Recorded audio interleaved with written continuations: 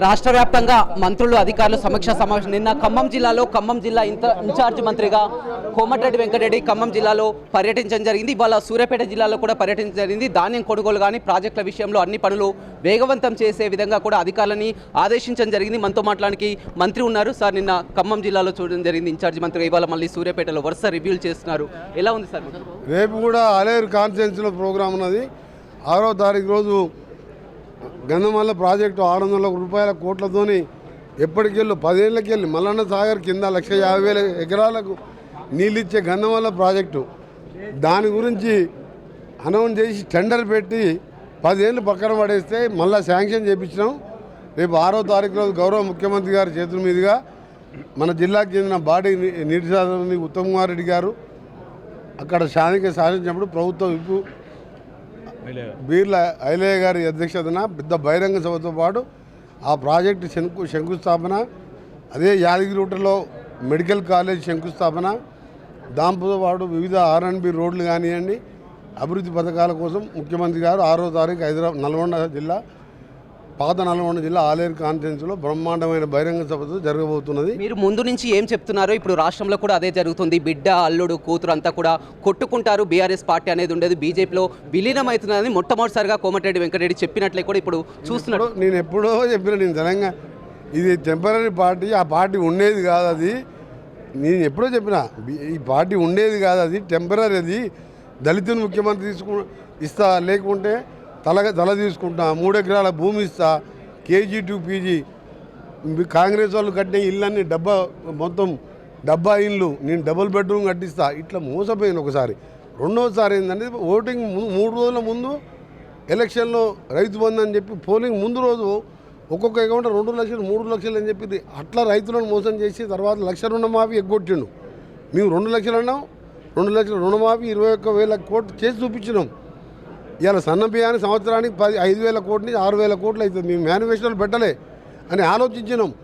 అరే పేదవాడు ration shop వాడు పౌల్ట్రీలకు అమ్ముకుంటున్నాడు, ధనవంతులే ఎందుకు తినాలి, పేదవాడు కూడా సన్న బియ్యంతో అన్నం ఎందుకు తినొద్దని ఇవాళ ఊళ్ళల్లో పోయి చూడండి ఎంత సంతోషంగా ఉన్నారు. అలాంటి పథకాలు 5 లక్షలతో ఇందిరమ్మ ఇల్లు పెడితే మీరు నమ్మలే ఎవరు. ఇలా గోడలు లేచినాయి, కొందరు స్లాబ్లే కూర్చున్నాయి. ఇవాళ నిజంగా విప్లవం కనబడి సంతోషం కనబడుతుంది ఊళ్ళలో, గ్రామాలలో. పేదవాడి ముఖంలో కలుగుతుంది. రైతులలో 5,500 సబ్సిడీ సన్న బియ్యానికి, సగం సన్న బియ్యం వేస్తున్నారు. ఈసారి చూడండి, పోయినసారికి యాసంగి ఈసారికి డబల్ పండింది. ఎక్కడ ధాన్యం ఉందా కొట్లాడ, 48 గంటలు డబ్బులు చెల్లిస్తున్నాం. అక్కడెక్కడ వర్షాలు వస్తుంటే తొందర పడి తీసుకొచ్చి ధాన్యం కొనుగోలు చేస్తున్నాం. ఇంత అప్పుల పాలైనా అన్ని పథకాలు చేస్తున్నాం. తప్పకుండా ప్రజలు అర్థం చేసుకుంటారు. కానీ కేసీఆర్, హరీష్ రావు పదే చెప్తున్నారు ఈ ప్రభుత్వ అసమర్థతను తప్పించుకోవడానికి కాళేశ్వరం విషయంలో కమిషన్ అంటూ కూడా తెర మీద. వాళ్ళకు కాళేశ్వరం లేదు, ఏం లేదు. ఆ దుకాణం కరెక్ట్ సెట్ చేసుకోరు. నా పేరు ఆ కవితని గీళ్ళని మీరు కొట్లాడుకోకరి, మంచిగా ఉండండి. మళ్ళీ 5-10 సీట్లు వస్తాయి, మీకు కలిసి ఉండండి. లేకపోతే ఆ 10 సీట్లు కూడా రావు. పోయినసారి ఏదో పొరపాటు 39 వచ్చినాయి, 10 మంది పోయినాయి. కానీ మీ సగదాన్ని చూస్తుంటే నిన్న చిట్చాట్ల కవిత గారు ఏమో మాట్లాడేది చూసింది కదా. ఇక హరీష్ రావుకు, కేటీఆర్కు కాంగ్రెస్ని మాట్లాడే అర్హత లేదు. మేము కాంగ్రెస్ ఎప్పుడైనా మేమైనా ఉంటే ఇంటర్నల్గా మాట్లాడుకుంటాం. ఇవాళ కుటుంబంలో బావమరుదులు, అక్క, తమ్ముడు, సడ్డకుడు, కొడుకులు, నాకు ఇదేంది రాష్ట్రం అంటే వాళ్ళ తాత జాగీరా ఇది. కాంగ్రెస్ పార్టీ ఇవాళ మహేష్ గౌడ్ ఒక బలహీన వర్గాల వ్యక్తి, PCC ప్రెసిడెంట్, ఒక యువకుడు, పార్టీని నమ్ముకున్నాడు. ఇవాళ PCC అధ్యక్షుడు అయ్యిండు.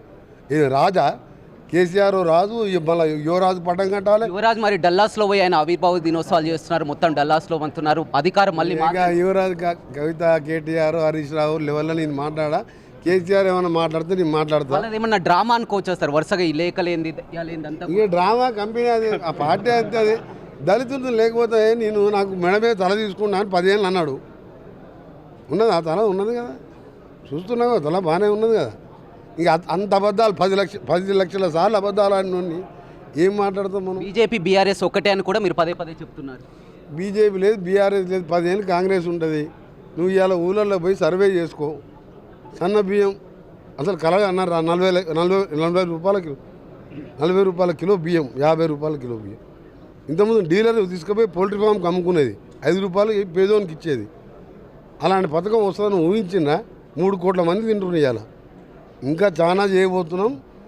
ఎక్కువ తక్కువ చెప్పము, చేసి చూపిస్తాం. ఈ అప్పులు గిప్పులు వీడు చేసిన తప్పులు కాళేశ్వరం విచారణ అవన్నీ కూడా విచారణ కమిషన్ చూసుకుంటుంది, మాకు సంబంధం లేదు. రైట్, చూడొచ్చు మొత్తం బీఆర్ఎస్ అనేది ముందు నుంచి చెప్తూనే ఉన్నాం. బీఆర్ఎస్ అనేది ఒక డ్రామా అని చెప్తున్నాం.